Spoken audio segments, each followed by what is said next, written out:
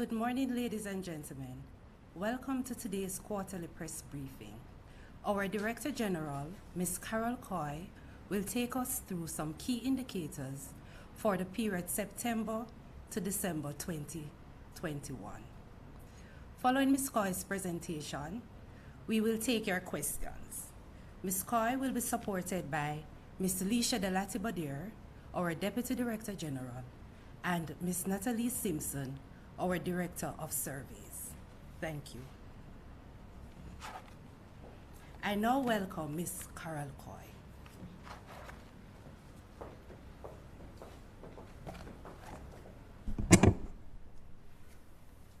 Good morning, ladies and gentlemen. Let me, on behalf of the board, management, and staff of the Statistical Institute of Jamaica, wish for you a happy new year. Thank you for joining our first quarterly press briefing for 2022. Today we will highlight the key indicators from the third quarter gross domestic product, the September international merchandise trade statistics, and today we will be releasing the December 2021 Consumer Price Index and the October 21 Labor Force Survey. Going to the gross domestic product, the third quarter for 2021.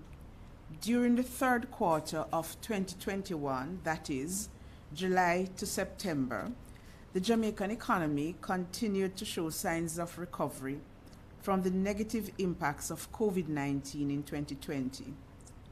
Total value added grew by 5.8% relative to the comparable quarter of 2020.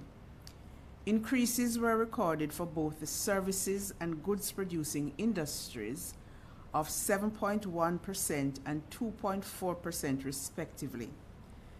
This improvement is also evident in the 0.6% increase in total value added when we do a comparison with the previous quarter, that is April to June 2021.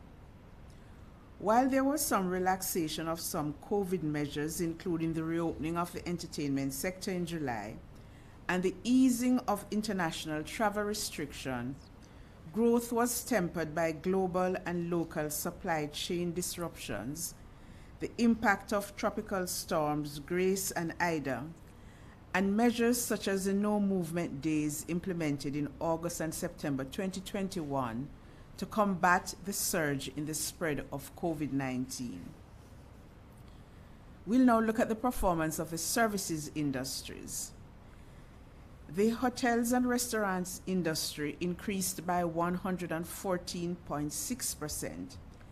This industry benefited from the reduction in global travel restrictions, which contributed to the 318.1% increase in foreign national arrivals to the island. Increases were also recorded for transport, storage, and communication industry, which went up by 8.8%. The other services, which went up by 12.2%. Wholesale and retail trade, repairs, installation of machinery and equipment, which increased by 4.4%. Finance and insurance services grew by 2.3%. Real estate, renting, and business activities increased by 0.7%. Electricity and water 0.6%. And the producers of government services, which went up by 0.4%. The value added for the goods producing industries grew by 2.4%. Due to increases in agriculture, forestry, and fishing of 7.3%, manufacturing 4.6%, and construction by 4.4%. However, the mining and quarrying industry declined by 29.7%, due mainly to lower output levels in alumina and crude bauxite. The reduction in the output of alumina was mainly due to the major fire which occurred at the Jamaica Aluminium Company Jamalco plant in August 2021. Turning to international merchandise trade for the period January to September 2021, Jamaica's total spending on imports and its earnings from exports increased by 23.3% and 26.3% respectively for the review period. Total imports were valued at $4.2 billion in 2021 compared to $3.4 billion in 2020. This increase was largely attributed, the increase in total imports was largely attributable to higher imports of consumer goods, which went up by 9.5%, raw materials or intermediate goods, which increased by 22.2%, and fuel and lubricants, which increased by 62.2%. It should be noted that spending on imports has not yet returned to pre-pandemic levels. In the corresponding 2019 period, imports were valued at approximately $4.9 billion. Total export earnings in 2021 were valued at $1.1 billion, an increase of 26.3% relative to the same period in 2020. The increase in exports was driven mainly by mineral fuels, which rose by 96.8%. Earnings from domestic exports increased by 18.4% to $1 billion and accounted for 89.6% of total exports. Exports from the manufacturing industry increased by 32.1%, due mainly to higher exports of refined petroleum products and food, beverages, and tobacco. Earnings from the mining and quarrying industry was 6.2% above that in the comparable 2020 period, due to higher exports of alumina. Exports from the agriculture industry increased by 7.5%, due mainly to increased exports of yam and coffee. We will now turn to the Consumer Price Index, or the CPI. And the CPI, again, it's a reinforcement, measures changes in the general level of prices of consumer goods and services purchased by private households. The inflation rate for December 2021 was 0.8%. This was due mainly to the 4.7% increase in the index for the division housing, water, electricity, gas, and other fuels. The upward movement in the index for this division was mainly due to electricity, water, and sewage rates. The inflation rate for December was, however, tempered by the 0.5% decrease in the index for the heaviest weighted division, food and non-alcoholic beverages. For the second consecutive month, the index for the group food declined, moving down by 0.6% in December. This was primarily attributed to the 5.6% fall in the class vegetables, tubers, plantains, cooking bananas, and pulses. Surplus in some agricultural produce resulted in lower prices for items such as tomato, lettuce, cabbage, and yam. The point-to-point inflation, and here we're looking at December 2020 to December 2021, was 7.3%. This was influenced by the increase in the point-to-point inflation rate for the division's housing, water, gas, and other fuels, which went up by 11.7%, food and non-alcoholic beverages, which increased by 4.9%, and transport, which went up by 13.9%. The main contributor to the rise in the index of the division housing, water, electricity, gas, and fuels was a 23.7% increase in the index for the class electricity, gas, and other fuels, and this was due to higher rates for electricity over the period. Impacting the index for the division food and non-alcoholic beverages were the classes cereal and cereal products and meat and other parts of slaughtered animals, which increased by 13% and 13.8% respectively. These increases largely resulted from higher grain prices on the international market as well as the impact of increased shipping cost. However, moderating these movements were the class vegetables, tubers, plantains, cooking bananas, and pulses, which declined by 11%, mainly due to increased supplies of agricultural produce, which led to lower prices. The transport division was mainly impacted by higher costs for passenger transport services, which moved up by 12.7%, and this was influenced by the 15% increase in the route taxi and hackney carriage fares granted in August, as well as the operation of personal transport equipment, which rose by 19.8% due to increased cost for fuel. We will now turn to the October 2021 Labor Force Survey. Statin conducts a quarterly labor force survey designed to produce official national statistics on the labor market, including the number of persons employed, unemployed, and outside of the labor force. Today's release highlights the findings of the October 2021 Labor Force Survey. In October 2021, there were 1,234,800 persons employed in Jamaica. This was an increase of 6.6% or 76,600 persons when compared to October 2020. These persons were engaged in economic activities for at least 1 hour during the September 19 to 25 reference week. Females recorded the larger increase in employment. The number of employed females grew by 8.5% to 568,600, while for employed males the increase was 5.1% to 676,200. There were increases across all age groups. Looking at the employed labor force by industry group, most industries showed an increase in employment in October 2021. The largest increase in employment of 23.1% was in real estate and other business services, moving to 130,500 persons.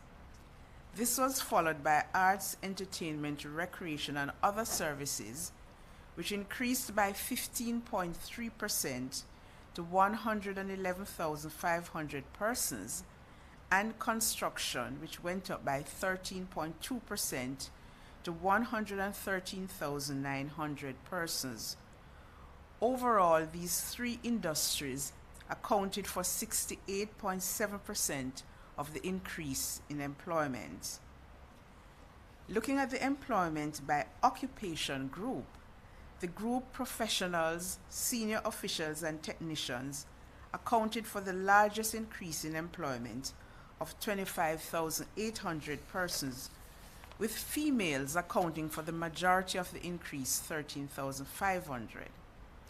Employment also increased in the group elementary occupations by 14,500 and service workers and shop and market sales workers by 14,400 persons. Females accounted for all the increase in the group service workers and shop and market sales workers.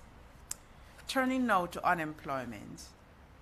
The unemployment rate for October 2021 was 7.1%, and this is a decline of 3.7 percentage points relative to October 2020.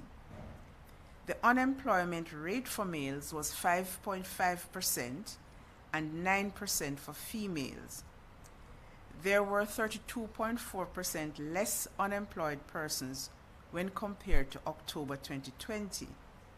The number of unemployed males and females declined by 36.2% and 29.4% respectively.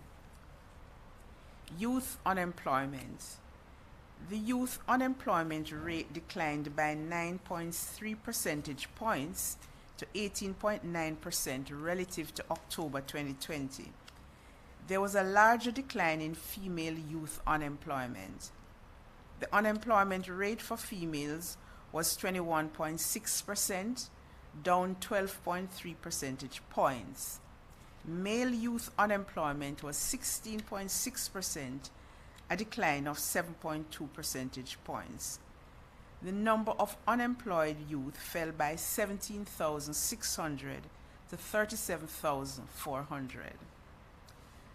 Looking at the outside of the labor force, there were 766,500 persons 14 years and older who were neither employed nor unemployed, compared to the corresponding period in 2020.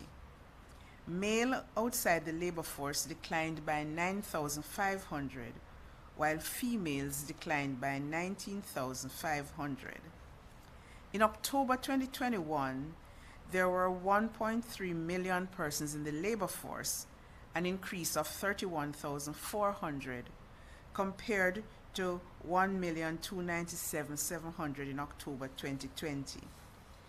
The male labor force increased by 10,700 persons, while the female labor force increased by 20,700 persons.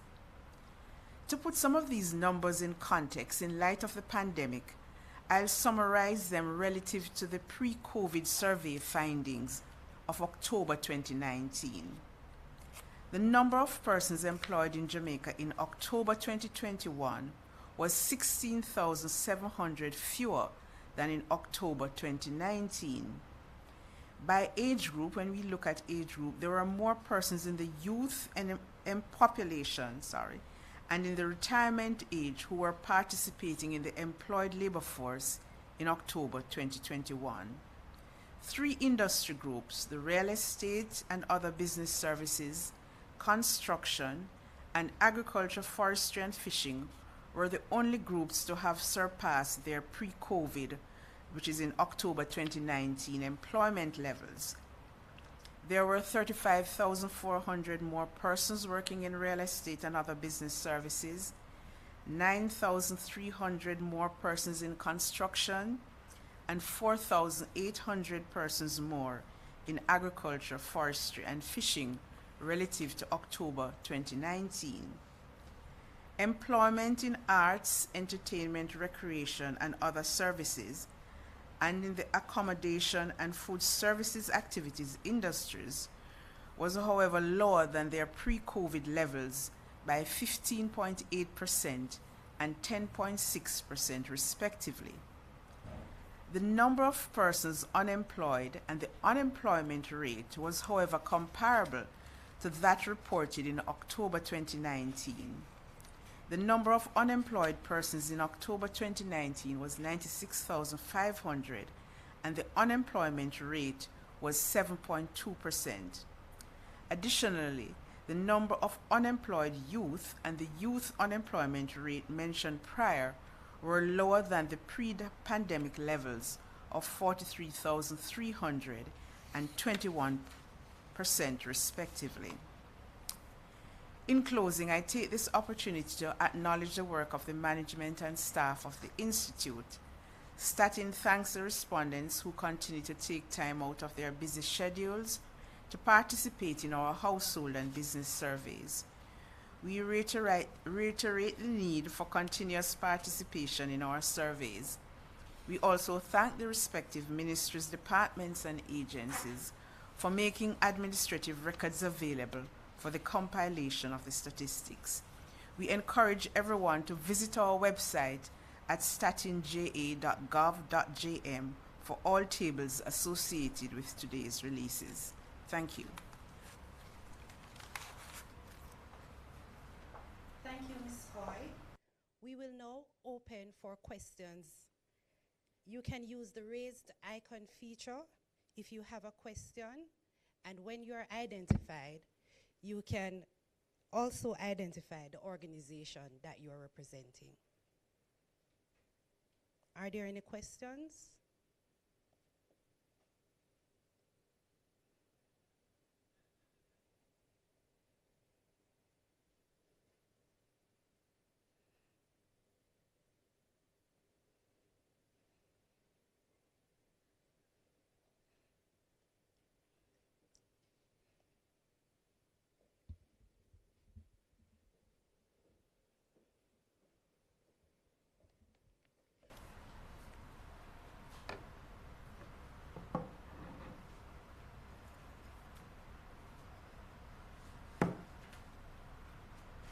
Any questions from our stakeholders?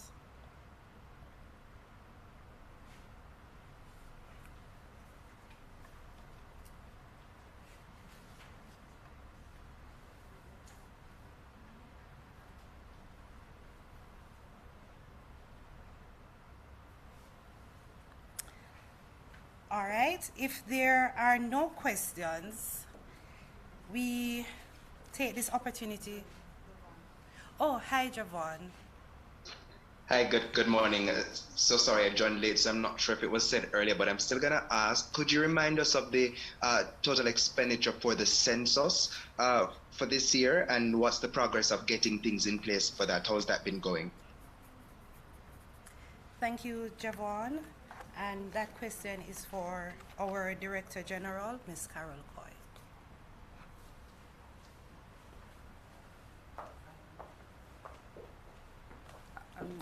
Devon, as you would have known from the budget, I think approximately $1 billion was approved for the expenditure on the census.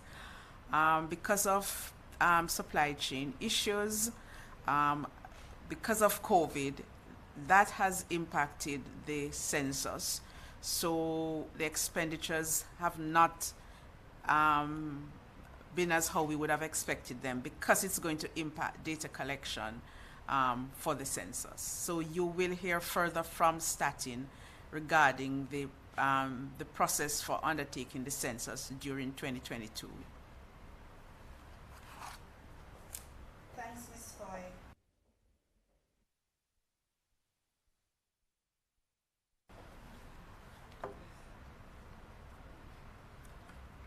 Are there any other questions?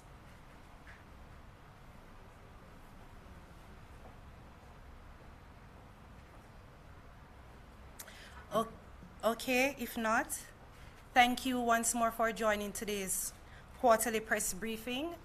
As our Director General said, please visit our website for all the tables and bulletins that were released today. Thank you, and do have a wonderful day.